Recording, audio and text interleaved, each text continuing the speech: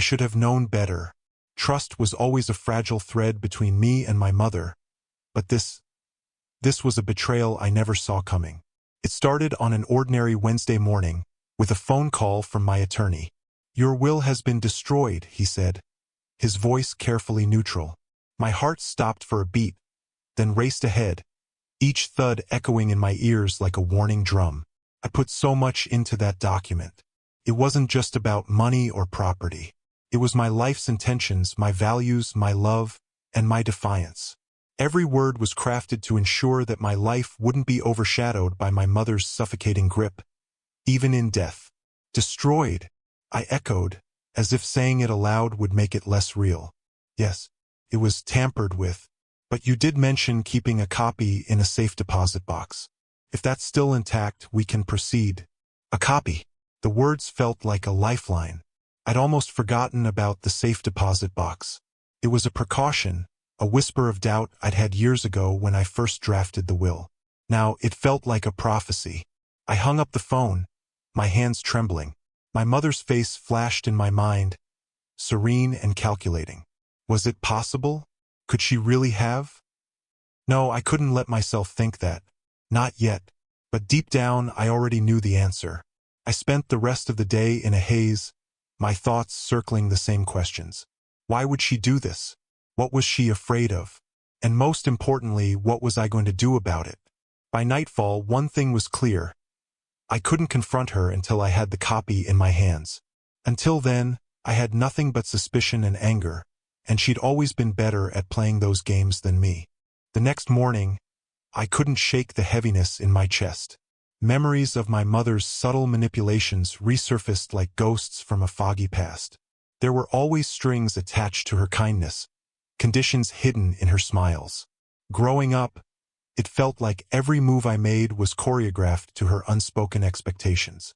And the few times I resisted, the consequences were swift and punishing. I remember one summer when I was 12.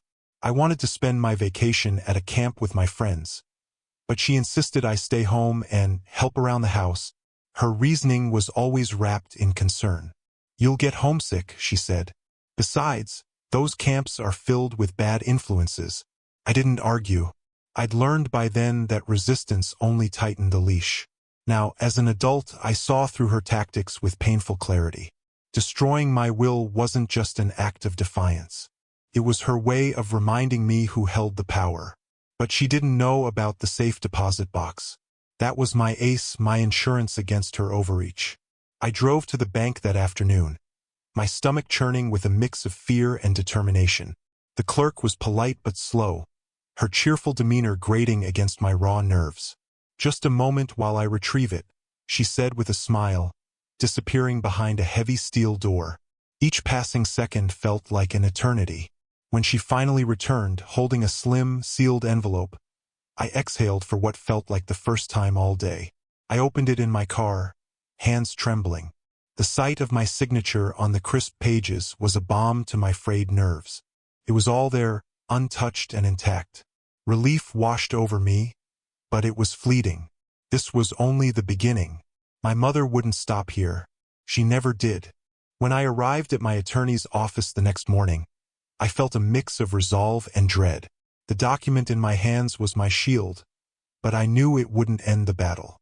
Mr. Carter, my lawyer, was waiting for me in his corner office, his expression calm but curious. "I take it you've recovered the copy?" he asked as I handed over the envelope. "Yes.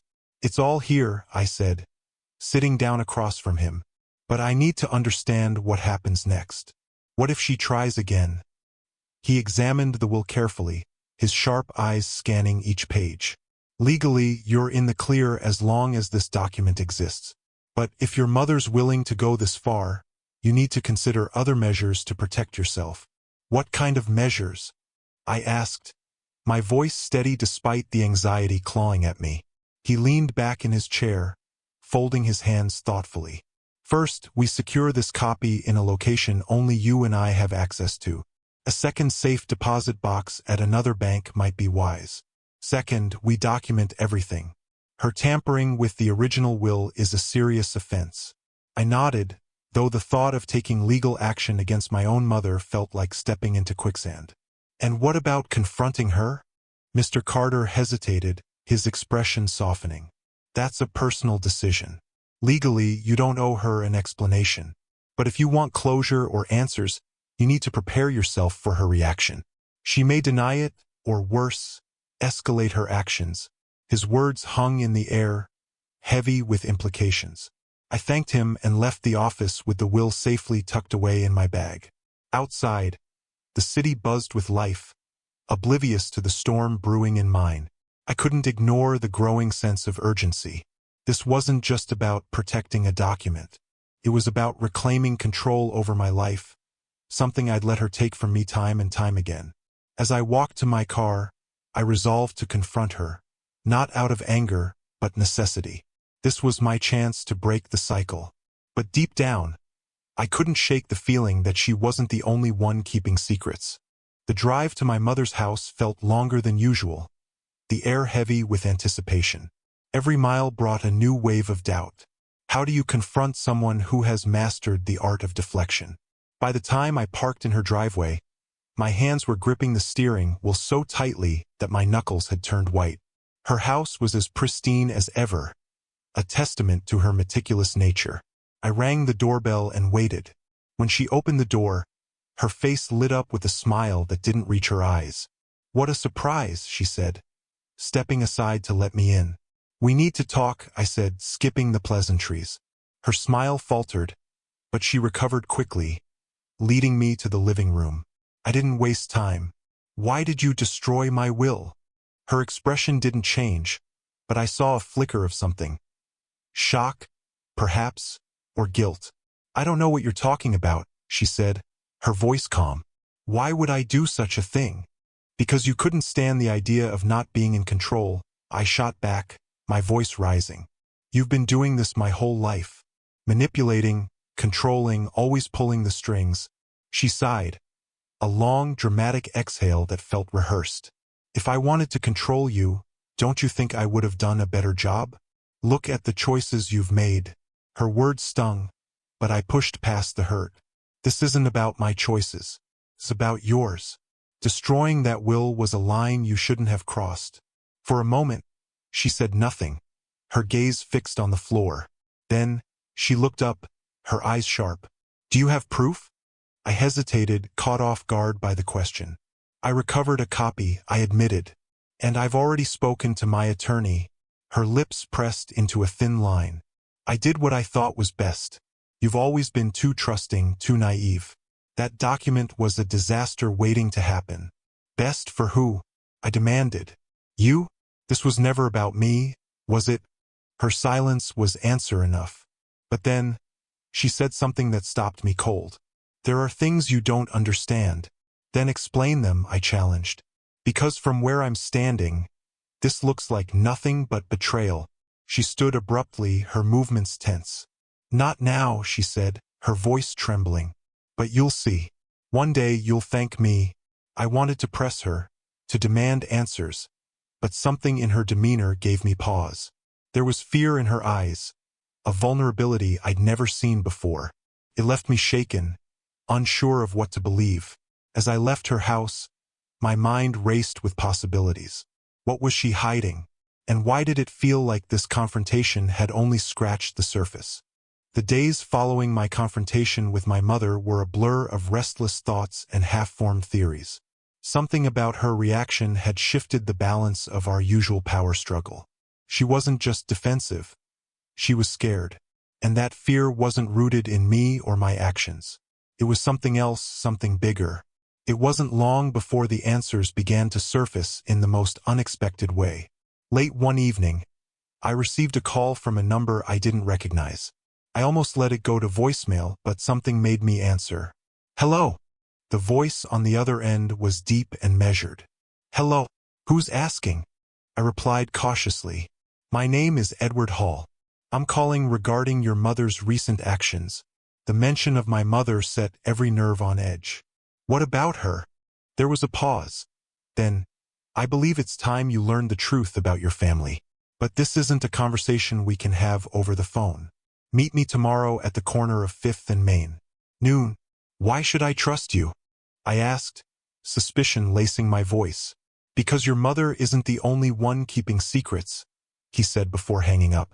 The next day, I found myself at the designated meeting spot, a small park bustling with lunchtime crowds. A man in his 60s approached me, his posture confident yet unassuming. Edward Hall, he introduced himself, extending a hand. You have 5 minutes, I said, crossing my arms. Start talking. He nodded. Your mother has been trying to protect something or someone. The details are complicated, but the gist is this: your family's wealth and influence were built on more than hard work. There are alliances, agreements that go back decades. Your will, the decisions you were making, they threaten to unravel everything. His words felt like a punch to the gut. What kind of agreements? Let's just say there are people who stand to lose a lot if the truth comes out. Your mother's actions weren't just about control. They were about survival. Hers, yours, and everyone connected to your family.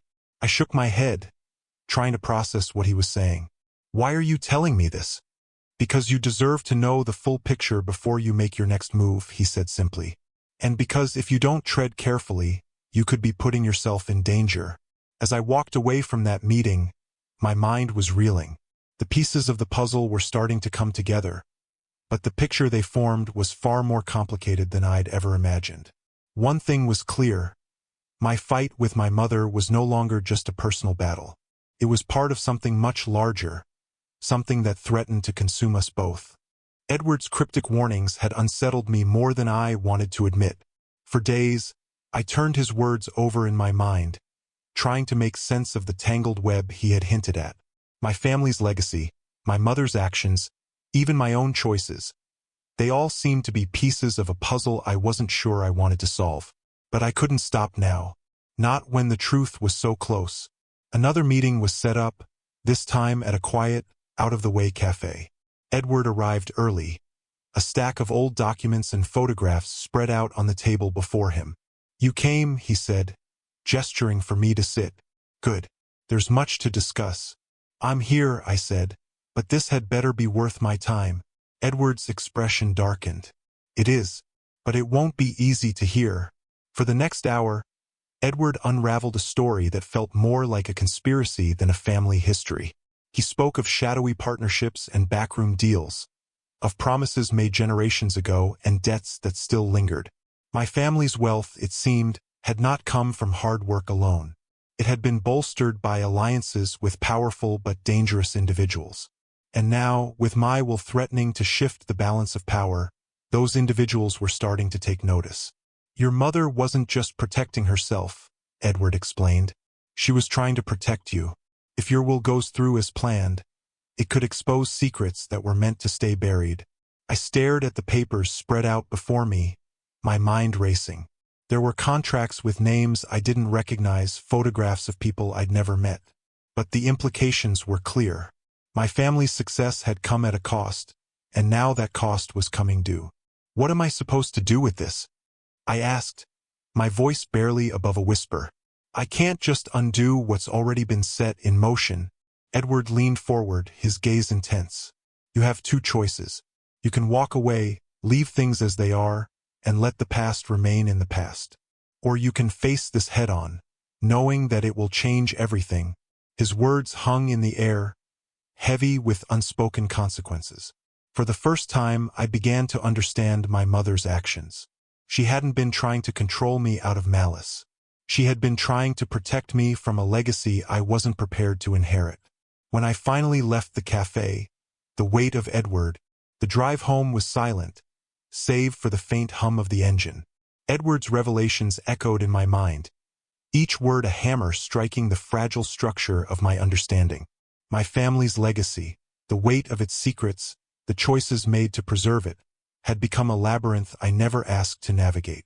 At home, I sat at the kitchen table, the stack of documents Edward had given me lying untouched. The photographs stared back like ghosts from a forgotten era, their faces unfamiliar yet tethered to my reality. My mother's actions weren't born of malice. I understood that now. She had been fighting battles I never saw, protecting me in ways I never wanted. For years, I had resented her control, her need to orchestrate every aspect of my life. But now, I saw her desperation, the sacrifices she had made to shield me from the darker truths. It didn't excuse her actions, but it explained them. She wasn't a villain. She was human, flawed and burdened by choices no one should have to make. The next morning, I called her. The phone rang 3 times before she picked up. "Hello." Her voice was cautious, weary. "It's me," I said. "We need to talk." There was a pause. "I'll be home." When I arrived, she was waiting in the living room, her hands folded tightly in her lap. For a moment, neither of us spoke. The air between us was heavy with unspoken words, years of resentment and misunderstandings. "I met someone," I began, breaking the silence. "Edward Hall. He told me everything." Her eyes widened, but she said nothing. I took a seat across from her, the stack of documents clutched in my hands. "You were protecting me," I said. "I see that now. But you have to understand, destroying my will, trying to control me, it only made me feel like a prisoner. I need to make my own choices, even if they come with risks." She looked down, her fingers twisting the fabric of her dress. "I was afraid," she admitted. "Afraid of what would happen if you uncovered the truth. Afraid of losing you." "You didn't lose me," I said gently. "But you have to trust me now. We can face this together." Her eyes filled with tears, and for the first time, I saw her vulnerability laid bare. The woman who had always seemed unshakable was crumbling before me, her walls finally coming down. "I don't know how to fix this," she whispered. "Neither do I admitted. But we start by being honest. No more secrets." The days that followed were a whirlwind of revelations and difficult decisions. Together, we sifted through the documents, unraveling the web of alliances and betrayals that had shaped our family's legacy. It wasn't easy. Each new discovery felt like another blow, another crack in the foundation of everything I thought I knew. But for the first time, we were facing it together. In the end, I decided to revise my will. Not to erase the past, but to chart a new course, one that acknowledged the weight of my inheritance while striving for a future free of its shadows. It was a compromise, one that came with its own risks, but it felt right. As I signed the final page, my mother watched from across the table. There was a softness in her gaze I hadn't seen in years. "I'm proud of you," she said quietly. I looked up at her, the pen still in my hand. "For what?" "For being stronger than I ever was," she said. "For choosing to face the truth instead of running from it." Her words stayed with me long after she left. The road ahead was uncertain, but for the first time, I felt a sense of peace. My mother and I had found a fragile truce, a foundation to rebuild what had been broken. As I sat alone that evening, watching the sun dip below the horizon, I thought about Edward's warnings, the sacrifices my mother had made, and the choices still to come. The legacy of my family would always be a part of me, but it no longer defined me. I had reclaimed my life, and with it, the power to shape my own future. The past would always linger, its shadows stretching long and dark. But in the fading light of that evening, I saw something else. The promise of a new beginning, a chance to rewrite the story. If this story resonated with you, I would love to hear your thoughts. Please share your comments below. Your feedback not only helps me grow, but also supports the channel in reaching more people. And one more thing, I want to apologize for any errors in the text or its narration. Some parts of this video were created using artificial intelligence, and I am still learning to perfect my English. If you spot any mistakes, please let me know so I can improve in the future. Thank you for your understanding and support.